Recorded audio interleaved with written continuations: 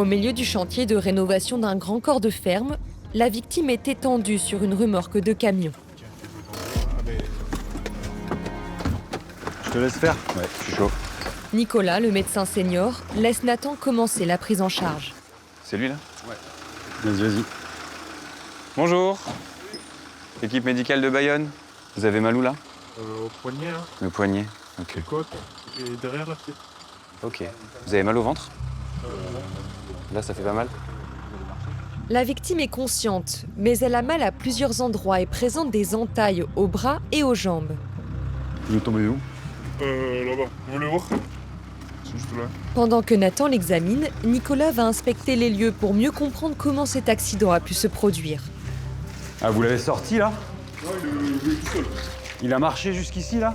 L'intérieur du corps de ferme est en ruine. Gravats, poutres, métal rouillé, un environnement bien dangereux pour un blessé.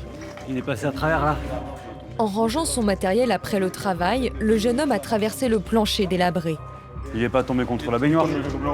Une lourde chute de plus de 3 mètres, au milieu des décombres. Ah, ok, d'accord. Bon, en tout cas, il a fait une bonne chute et il est tombé sur les gravats là. Choqué, il s'est ensuite relevé tant bien que mal pour rejoindre l'extérieur. Ses collègues ont immédiatement appelé le SAMU. Après une telle chute, il pourrait souffrir de lésions internes. Vous êtes tombé le dos contre les gravats là? Les fesses. Les fesses en premier? Faites assis, quoi. D'accord. Les fesses. Là, il y a des fourmis dans les jambes, dans les pieds? Non, c'est vrai. Non. Et au niveau des fesses, ça fait mal? Derrière, ici? Non, il n'y a vraiment aucune douleur, surtout le rachis. Allez, posez la Une tête douleur ici. tranquillement, ouais. Ok. Voilà. Constante. T'avais pu avoir une tension, Laurent? 13,7, 100 de SAT et 55 de pulse. Ok, bon, il a l'air d'être stable, il y a une douleur ici. L'examen clinique il est normal. Nicolas reprend chaque point avec Nathan pour que le futur médecin apprenne sur le terrain. Donc, du coup, il y a simplement une douleur derrière la tête, il y a quand même un mécanisme à risque, donc moi je mobiliserai l'axe. Comment tu veux faire? On le retire ici, on le met sur le coquille là. Nathan doit décider de la meilleure façon de déplacer le blessé. C'est votre coquille ça? Vous avez des problèmes de santé? Aucun? Vous ne prenez pas de médicaments? Ok, j'étais ça. Des allergies? Le médecin senior est satisfait de son élève. Nathan, c'est un interne, donc il va être médecin urgentiste dans 2 ans. Donc le but, c'est de le faire réfléchir. Et le but, c'est d'anticiper toujours, d'être dans l'anticipation. On leur apprend à se recentrer sur la problématique pour prendre les bonnes décisions. Mais Nathan, il se débrouille bien, il percute. Ok, moi je me mets à la tête. Ok, on va à droite. Le jeune blessé va devoir passer des examens à l'hôpital. Sa colonne vertébrale est peut-être touchée. Bouge pas la tête, d'accord? Bouge pas la tête, c'est moi qui prends. Pour le transport, l'équipe doit le mettre en sécurité dans un matelas coquille. Ce qui est rassurant, c'est qu'il s'est levé quand même. Ce jeune homme, il s'est levé, il a marché. Quand il se lève d'emblée, en général, c'est plutôt rassurant. Mais attention, il y en a qui se lèvent et qui ont des lésions profondes qu'on évalue mal au début. C'est pour ça qu'on est hyper prudent et qu'on l'immobilise de manière vraiment très stricte avec le matelas dépression, le maintien tête, etc. Parce qu'on peut passer quand même sur une première évaluation à côté de beaucoup de choses. Une situation très impressionnante pour le jeune ouvrier de 20 ans. Attention ici, à barrière. Hop. Voilà. Ça va? La douleur, elle a combien entre 0 et 10 là? Au poignet, 6. 6 et ailleurs? Le dos, tout ça? Ouais, mais attends. La tête? Côte 4. C'est la côte flottante à droite. Les côtes 4. Le stress de l'accident retombe et les douleurs du blessé se réveillent. Laurent, l'infirmier, lui fait une injection d'antidouleur. Allez, je te pique. Respire un grand peu. On va le faire transporter jusqu'aux urgences de Bayonne, du coup, par les collègues pompiers. Il va aller avoir un examen du corps entier, on va le garder un peu sous surveillance, puis on va voir ce que ça donne. Ce sera un accident de travail, on fera la déclaration à l'hôpital, d'accord? Merci à vous. C'est une intervention réussie pour Nathan. D'origine bretonne, le jeune interne a trouvé à Bayonne le cadre parfait pour finir ses études. Fermé. 2, 22 disponibles au torse. Je suis à la maison. Je suis dans un des plus beaux endroits qui puisse être, avec des gens super, qui me forment extrêmement bien et qui sont très gentils. Et j'ai vraiment la sensation de progresser. Donc c'est un bel endroit pour grandir. J'aime bien. À l'hôpital, le scanner sera étonnamment rassurant pour le jeune ouvrier. Un gros hématome à la tête et des contusions aux côtes sans fracture. Ces plaies au poignet nécessiteront plusieurs points de suture. Après un tel accident, il s'en sort plutôt bien. En France, les chutes de hauteur sont la 2e cause de mortalité au travail.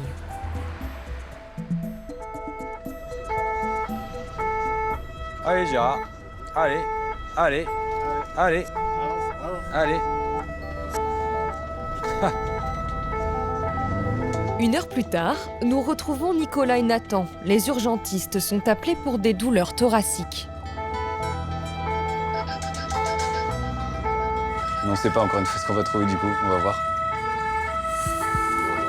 Comme souvent, les informations arrivent au compte-gouttes par téléphone. Lors d'un effort sportif, un homme aurait eu un malaise et c'est sa femme qui a appelé le 15. Bonjour. Bonjour, monsieur. Quand ils arrivent, les urgentistes découvrent que le patient est un adepte du bodybuilding. C'est une douleur de la poitrine qui irradie dans le dos ou c'est une douleur du dos que vous avez depuis longtemps? Non, c'est une douleur qui par la poitrine et j'ai mal en fait sur le même point en face. D'accord, ok. Bon, pendant qu'on parle, on va prendre la tension et on va faire un examen du cœur, d'accord? L'homme est jeune et semble vigoureux.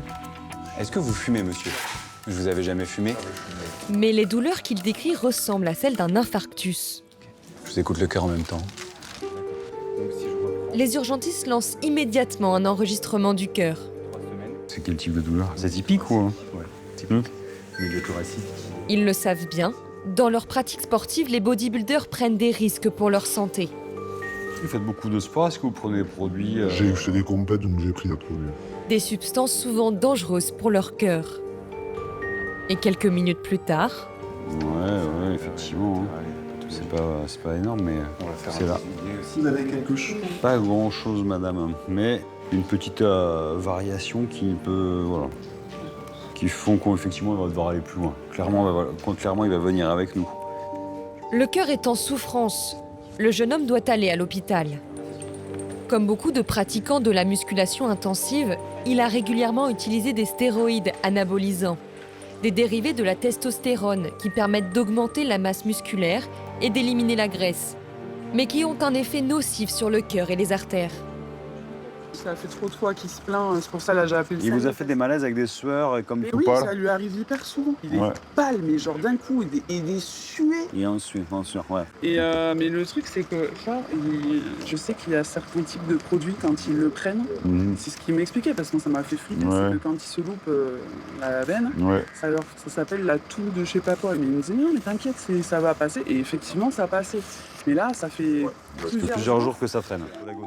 Cette toux est provoquée par les injections de trembolone, un stéroïde très puissant venu de la médecine vétérinaire et interdit en Europe. Toxique pour le foie, le cœur, les poumons, il entraîne des quintes de toux extrêmement fortes, des tremblements et des malaises. Vous êtes bien installé? En France, l'utilisation de la testostérone dans le domaine sportif est considérée comme du dopage et strictement interdite. En fait, je fais ce que nous on appelle une TRT, une dose d'hormones injectée toutes les semaines. Ouais, c'est ça, pour faire de la masse en fait, pour refaire de la masse. Ok. Et c'est quoi comme produit? De la testostérone. D'accord. Mais cette pratique est tellement répandue chez les bodybuilders que le patient, habitué à pousser son corps au-delà de ses limites, ne se rend pas compte des risques pour sa santé. J'ai 2 hernies, j'ai une rupture d'un tendon, enfin des trucs comme ça, mais pas de problème de santé à proprement dit. Elle nous a dit que vous faisiez des grandes bouffées de sueur avec une grande pâleur, que vous étiez tout palichaud par moment ces jours-ci là. Après, ouais, je me vois pas moi. Ouais, vous voyez pas, mais elle nous a dit que vous étiez tout pâle à plusieurs reprises. Vous êtes transpiré. Non, là vous avez bien fait d'appeler sans souci. Ok, donc j'ai combien de CC avant d'injecter? J'en ai 7. Tu es tout. Les stéroïdes ont sans doute endommagé le cœur du jeune sportif. Nathan lui injecte sans attendre des anticoagulants. Et on est arrivé, vous voyez, voilà. Le patient est attendu aux soins intensifs de cardiologie. L'équipe lui fait un deuxième électrocardiogramme et les nouvelles sont mauvaises. Tu vois, il y a le V4, V5, V6 qui est quand même un peu plus net sur celui-là. Ouais. Non, l'intérieur. L'infarctus se confirme. Le cardiologue appelle immédiatement l'équipe de chirurgie. Oui, Warren Jean-Marc, t'es rentré? Peut-être il faut revenir. C'est un bodybuilder qui a fait des injections de produits favorisant le développement des muscles rapidement. Voilà. Et peut-être une artère qui s'est encrassée, qui est bouchée. Donc il faut aller voir à l'intérieur, quand vous avez toujours mal que l'électro se modifie. On passe par l'artère radiale. Hein, on fait une anesthésie locale. L'anesthésiste sera là pour vous détendre.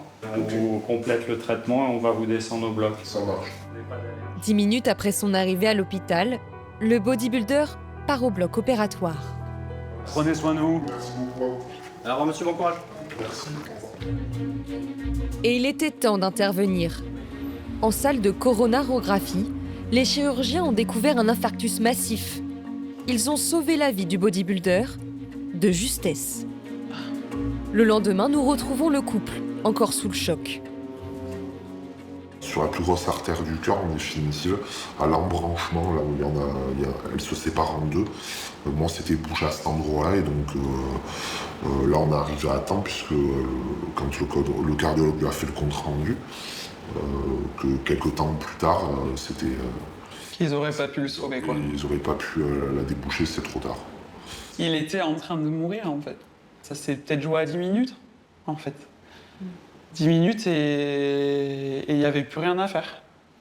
Et ils lui ont dit au bloc, hein, tu me dois la vie. Ouais, ça. J'avais de la chance qu'elle ait téléphoné. Grâce à la réaction de son épouse, le jeune homme a survécu. Mais désormais, il va devoir ménager ce corps qu'il voulait rendre si puissant, au prix de sa santé. Je pourrais, entre guillemets, plus pratiquer le sport de la manière dont je le pratiquais avant. Ce ne sera pas aussi intensif. Ce sera une autre façon de s'entraîner. Il y aura un avant-après. Voilà.